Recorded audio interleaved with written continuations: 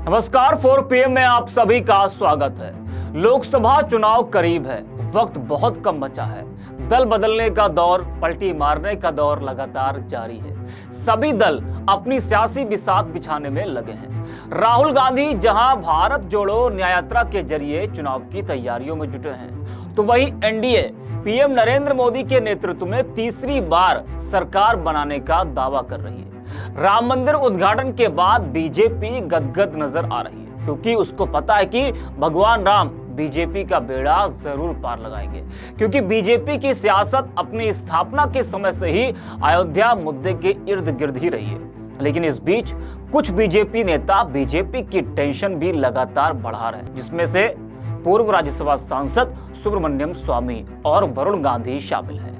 ये दोनों नेता बीजेपी में रहते हुए भी बीजेपी और पीएम नरेंद्र मोदी की आलोचना करते आए हैं। वैसे वरुण गांधी की नाराजगी तो जगजाहिर है, वो लंबे समय से बीजेपी पर हमला करते आए हैं। पार्टी भी वरुण गांधी के बयानों से नाराज तो जरूर है, लेकिन वो अभी चुप्पी साधे हुए। शायद लोकसभा चुनाव करीब आते ही बीजेपी वरुण गांधी पर चुप्पी तोड़ दे और वो फैसला ले ले।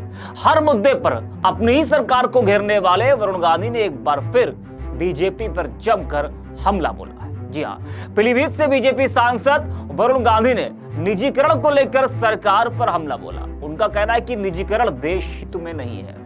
वरुण गांधी ने कहा कि मैंने हमेशा इसका विरोध किया है कि निजीकरण देश हित में बिल्कुल भी नहीं है। बेरोजगारी का मुद्दा उठाते हुए कहा कि देश में 1 करोड़ सरकारी नौकरियां खाली है। जब किसी गरीब को नौकरी मिलती है तो पूरा परिवार खुशियों से झूम उठता है, सबको मजबूती मिलती है। संविदा नौकरियां किसी का भला नहीं कर सकती, यानी कि जो संविदा पर जो काम कर रहे हैं, जो लोग नौकरी कर रहे हैं, उनका यह कहना है कि संविदा नौकरियां किसी का भला नहीं कर सकती। यह परमानेंट के लिए नहीं होता है, इसमें स्थायीकरण है, ना ही मानदेय बढ़ने जैसी कोई स्थिति है। वरुण गांधी ने कहा कि देश में बढ़ती बेरोजगारी, भ्रष्टाचार, किसानों और गरीबों की समस्याओं को अनदेखा करने से देश का भला नहीं हो सकता। उन्होंने कहा कि अग्निवीर योजना का विरोध इसलिए किया कि 4 साल बाद जब कोई गांव का युवा इस योजना से सेवानिवृत्त होगा, तब वह गांव में मजदूरी या अन्य कोई छोटा काम करेगा। इससे देश की सेना का गौरव कम होगा। तो वरुण गांधी लगातार सरकार पर हमलावर होते हुए नजर आ रहे हैं। ये अग्निवीर मुद्दे को लेकर उन्होंने हमेशा सरकार पर हमला बोला है। इससे लगता है कि वरुण गांधी की जो नाराजगी है वो बीजेपी के प्रति लगातार बढ़ती जा रही, कम होने का नाम नहीं ले रही है। और उनके इन्हीं बयानों की वजह से चर्चाओं का बाजार भी गर्म रहता है कि आखिर वरुण गांधी बीजेपी में रहेंगे या फिर वो दल बदल लेंगे। वो दल कौन सा होगा तो खैर वक्त बताएगा। वरुण गांधी को लेकर राजनीतिक गलियारों में तरह तरह की चर्चाएं होती रहती हैं। जब उनके ऐसे बयान सामने आते हैं तो चर्चाओं का बाजार पूरी तरीके से गर्म हो जाता है। जानकार तो उनके बयानों को कांग्रेस की विचारधारा से जोड़कर भी देखते हैं। सवाल यह भी उठता रहता है कि क्या वरुण गांधी का अब बीजेपी से मोहभंग हो गया है? क्या वो अब बीजेपी का दामन छोड़कर कांग्रेस से हाथ मिलाएंगे? वैसे ये सवाल आज से नहीं, कई सालों से उठता ही आ रहा है। वरुण गांधी बीजेपी द्वारा की जा रही अनदेखी से काफी पहले से ही नाराज हैं और पार्टी में रहकर ही पार्टी के खिलाफ बोल रहे हैं, जो संकेत है कि उन्होंने अपने लिए अन्य दरवाजे भी खोल लिए हैं। साल 2014 में बीजेपी सरकार आने के बाद से ही वरुण गांधी ने तभी मोर्चा खोल दिया था, लेकिन उस समय उनका इशारा किसी पार्टी में शामिल होने को लेकर नहीं था, बल्कि अपनी उपस्थिति दर्ज करानी थी कि वो भी बीजेपी के जनाधार वाले नेता हैं, उनकी उपेक्षा न की जाए।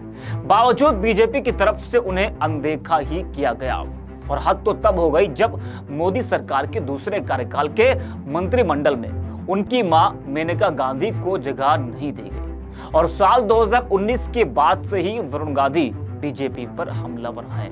वह हमेशा बेरोजगारी, गरीबी, धर्म के नाम पर राजनीति और किसानों का मुद्दा उठाते रहते हैं। वरुण गांधी का एक पुराना बयान है कि भाई को बांटो और भाई को काटो की राजनीति नहीं होने देंगे। ये उन्होंने एक बयान दिया था और उन्होंने कहा था कि मैं ना कांग्रेस के खिलाफ हूं।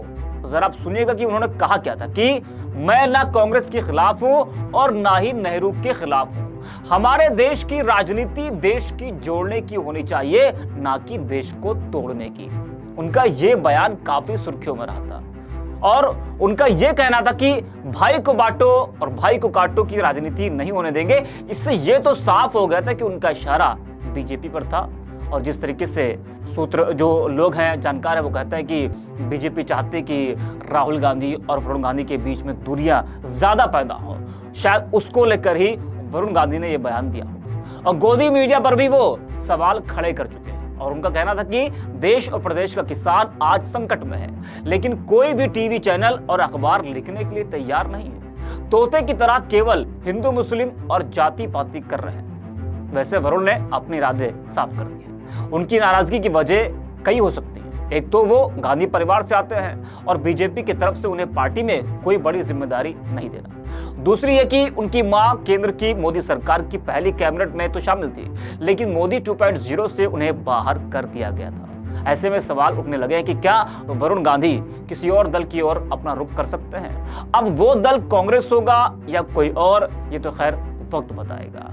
लेकिन ये तो साफ हो चुका है कि वरुण गांधी बीजेपी से नाराज है, बीजेपी भी वरुण गांधी से नाराज है।